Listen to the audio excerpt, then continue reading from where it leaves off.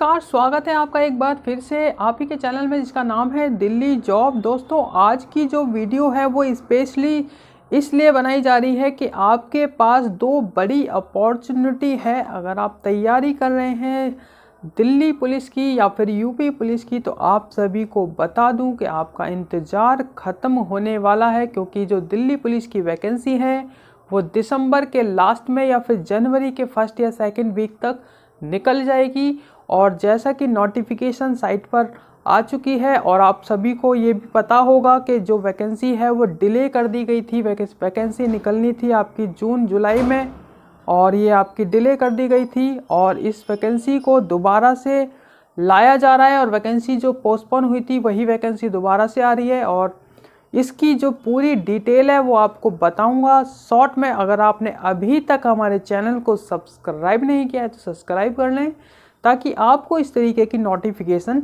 Time to time मिलते रहे। ठीक है दोस्तों, चलते हैं वीडियो में आगे की तरफ और बताते हैं आपको।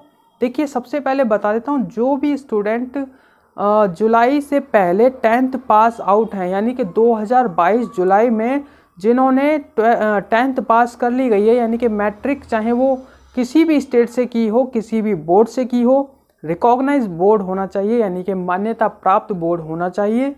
10th पास की हो, चाहे यूपी से की हो, चाहे भारतवर्ष में कहीं से भी की हो, मान्यता प्राप्त बोर्ड से अगर आपने 10th पास की हुई है, मैट्रिक कंप्लीट की हुई है, तो आप सभी एलिजिबल हैं फॉर्म को भरने के लिए। और इसके अंदर क्या क्राइटेरिया है वो और बता देता हूँ। एजुकेशन के साथ साथ अगर आपकी हाइट, अगर आप मेल कैंडिडेट हैं तो आपकी हाइट 5 फुट 7 इंच, यानी कि अगर सेंटीमीटर की बात करें तो 167 सेंटीमीटर या फिर 170 सेंटीमीटर तो होनी ही चाहिए, यानी कि 5'7" मतलब 5 फुट 7 इंच। ठीक है दोस्तों, तो आप एलिजिबल हैं। साथ ही साथ आपकी 10th क्लास पास होनी चाहिए। आप किसी भी स्टेट से हों, किसी भी जगह से बिलोंग करते हो, कोई दिक्कत नहीं है। दिल्ली की वैकेंसी आप पूरे भारतवर्ष में कहीं से भी अप्लाई कर सकते हैं। और इसका जो एग्ज़ाम पैटर्न होता है वो भी मैं आपको बता दे। बात करते हैं एग्ज़ाम पैटर्न की, तो जो एग्ज़ाम पैटर्न होता है वो 4 पार्ट में होता है, जिसमें से इंग्लिश, मैथ, जीके और जनरल स्टडी आपकी आती हैं, यानी कि जीएस जो होती है जनरल स्टडी। और इसके में एक महत्वपूर्ण पॉइंट ये होता है कि एसएससी इसको कंडक्ट कराती है। और जैसा कि आप सभी को पता है, पहले दिल्ली पुलिस में नेगेटिव मार्किंग नहीं हुआ करती थी, लेकिन पिछले 2 साल से जब से अंडरटेकिंग किया है एसएससी ने, यानी कि एसएससी के अंडर में दिल्ली पुलिस गई है, जब से एसएससी अपना जो फॉर्मूला सब पे अपनाती है, यानी कि सारे एग्ज़ाम्स पर अपनाती है, वही 0.4 नेगेटिव मार्किंग, यानी कि एक में से अगर आपके 4 में से एक क्वेश्चन भी गलत होता है तो आपका वो 0.25% कट जाता है, यानी कि नेगेटिव मार्किंग है 4.1 की। ठीक है दोस्तों, 4 में से एक वाला। तो उसमें आपको बता देता हूँ, कोई भी लोग कन्फ्यूज़ मत रहिएगा। और उसकी भी ट्रिक मैं बता देता हूँ किस तरीके से आप उस ट्रिक को भी फॉलो कर सकते हैं। जो लोग हर बार 5-10 नंबर से रह जाते हैं, उनके लिए भी एक ख़ास ट्रिक लेके आया हूँ। वीडियो में लास्ट तक बने रहिएगा, वीडियो बिल्कुल भी स्किप मत करिएगा, क्योंकि कोई भी पॉइंट कहीं पर भी मिस हो गया तो आपका वीडियो देखना बेकार हो जाएगा। ठीक है दोस्तों, आगे बताता हूँ। देखिए दोस्तों, जो एग्ज़ाम है, चाहे वो ऑनलाइन हो चाहे ऑफलाइन हो, ट्रिक और मेथड सभी में होता ही होता है। और बात करें एग्ज़ामिनेशन की, तो एग्ज़ाम सेट करने वाले जो एग्ज़ामिनर्स होते हैं वो 3 से 4 ग्रुप में अलग अलग होते हैं। और सबका ये मानना होता है कि जब बच्चा, यानी कि जो स्टूडेंट या फिर कैंडिडेट जब एग्ज़ाम को अटेम्प्ट करेगा, तो उसके मन में ऐसी चीज़ें, ऐसी दुविधाएं डाली जाए कि उनको ये लगे कि 4 में से एक नहीं बल्कि 2 आंसर हैं, और आपको भी ऐसा लगता होगा। तो इस तरीके का क्वेश्चन होता है। और कुछ क्वेश्चंस इतने इजी होते हैं कि उसका क्वेश्चन को पढ़ने के साथ ही हम आंसर टिक कर देते हैं, और जब आंसर हम टिक कर देते हैं तो बाद में हम नेक्स्ट क्वेश्चन को पढ़ते हैं, यानी कि उसके दूसरे पड़ाव को पढ़ते हैं, तो हमें पता चलता है कि हमने जल्दबाजी में गलत आंसर दे दिया। और ये कई बार ऐसा हो जाता है। इसलिए आपको सबसे पहले क्वेश्चंस आराम से पढ़ना है, उसके चारों options A B C D को आराम से पढ़ना है। जब आपको कॉन्फिडेंस हो कि ये ऑप्शंस एकदम ठीक है, तभी आपको उसको ओके करना है, यानी कि सब सेलेक्ट करना है। ठीक है दोस्तों, कुछ लोग जल्दबाजी में क्वेश्चन पढ़ के और पहला ही दिखता है उनको आंसर और एकदम से टिक कर देते हैं और आगे बढ़ जाते हैं। बाद में देखते हैं कि यार दूसरा भी हो सकता था, तो बाद में फिर देर हो जाती, क्योंकि जब सेव हो जाता है तो उतना समय नहीं मिलता कि आप उसको रिपीट कर सकें। ठीक है, तो आपको इसका विशेष ध्यान रखना है। दूसरी जो ट्रिक है उसमें क्या होता है एक्चुअली में, जब आपके पास 4 ऑप्शंस होते हैं तो आपको लगता है कि ये वाला ऑप्शन भी ठीक है, सेकंड भी ठीक है, थर्ड भी ठीक है और फोर्थ भी ठीक है, जबकि 4 में से कोई एक ही ठीक होता है। और कहीं कहीं एग्जामिनर जो होता है उस क्वेश्चन को इतना डीपली लिखता है कि आपको जब लगता है कि इसमें से ए हो सकता है, बी भी हो सकता है, सी भी हो सकता है और डी भी हो सकता है, तो आपको उसमें एक ट्रिक करनी चाहिए, एक लॉजिक लगाना चाहिए। वो लॉजिक क्या है वो मैं आपको एक बार बता देता हूँ और आपके लिए बहुत ही फ़ायदेमंद रहेगा वो। जैसा कि आपने देखा कि क्वेश्चन आपका सपोज़ एक लाइन का है और जो उसमें आंसर लिखा है ए बी सी डी, कुछ आंसर ऐसे होंगे जो शॉर्ट लाइन में एक लाइन का होगा, कुछ ऐसा होगा जो हाफ लाइन का होगा, कुछ ऐसा होगा ये 2 या 3 वर्ड का होगा, और उसमें कुछ ऐसा भी हो सकता है जो 2 से ढाई लाइन का होगा। तो आपको एक चीज़ उसमें कंफर्म करनी है कि जिस एग्ज़ामिनर ने क्वेश्चन को बनाया है और उसको डीपली उसने आंसर भी उसका उसमें दे रखा है जिसमें 2 से ढाई लाइन है, तो याद रखिएगा अगर आपको डाउट लग रहा है तो जो 2 से ढाई लाइन वाला आंसर है वही उसका सही आंसर होगा, क्योंकि एग्ज़ामिनर ने जब इतना दिमाग उसमें लगाया है तो उसको आंसर को डीपली भी एग्ज़ामिनर ने ही सेट करके आपको सामने रखा हुआ है। तो आपका जो आंसर होगा वो हमेशा जो बड़ा होगा मोस्टली वही होता है। तो आप इस चीज़ का भी ख्याल रख सकते हैं और इसमें तुक्का लगा सकते हैं अगर आपको डाउट हो उस आंसर पे। तो ठीक है दोस्तों, ट्रिक ये भी है कि जैसे आपका जीएस का क्वेश्चन होता है, आपको जीएस का क्वेश्चन में जब आंसर आपको देना होता है तो आपको जब दुविधा होती है तो आप एक चीज़ जज कर सकते हैं। जैसे कि 4 आपके आंसर होते हैं ए बी सी डी, तो आपको ये देखना है कि जो आपने प्रीवियस क्वेश्चंस अटैम्प्ट किए हैं उसमें सबसे ज़्यादा क्या आंसर थे, यानी कि जो आपको पता थे, जैसे कि ए बी सी डी 4 में से कोई एक ही तो होगा, वो एक कौन सा है सबसे ज़्यादा आपको देखना है।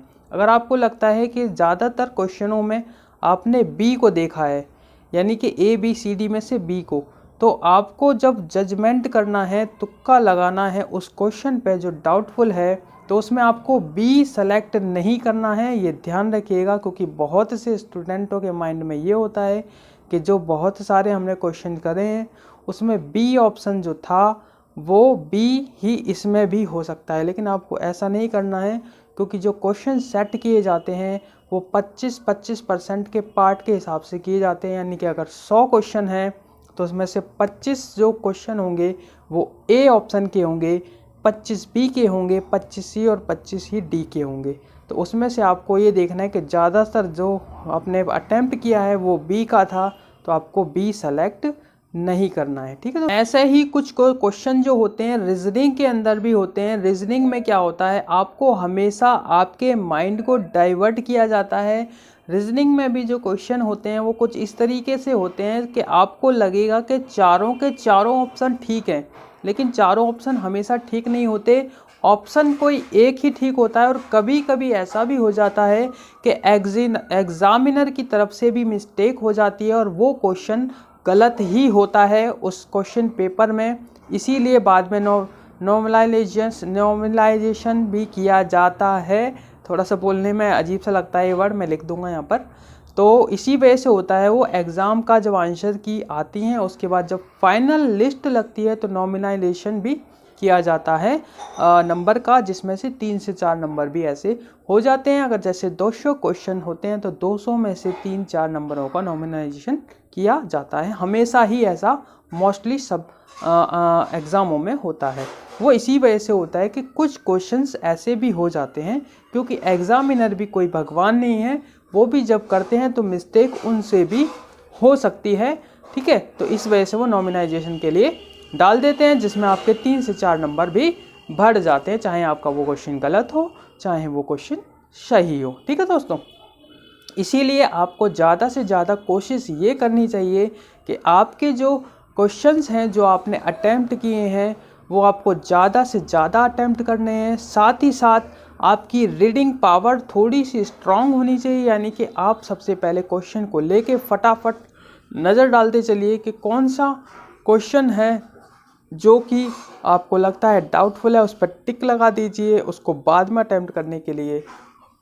और जो आपको लगता है कि ये आपको इजीली कर सकते हैं या इसमें टाइम पीरियड्स बहुत कम लगेगा, तो आप उसको जल्दी से जल्दी एक्सेप्ट करके उस फॉर्म को कंप्लीट कीजिए। जो ऑनलाइन एग्जामिनेशन है उसमें तो आपको टिक करना होता है माउस के द्वारा, और अगर ऑफलाइन सब्जेक्ट होता है तो ऑफलाइन में आपको अपने हाथों से फिल द ब्लैंक्स करना पड़ता है, यानी कि गोले को भरना पड़ता है, रिंगल्स को। वैसे अब वो ख़त्म हो गया है वो सिस्टम, अब प्रॉपर ऑनलाइन ही चलने लग गया है, तो आपको ऑनलाइन में तो टिक करना होता है। ठीक है दोस्तों, देखिए जीएस हो गया, आपका रीजनिंग हो गया, अब आती है मैथ की बारी यानी न्यूमेरिकल, जिससे ज़्यादातर लोगों को डर लगता है।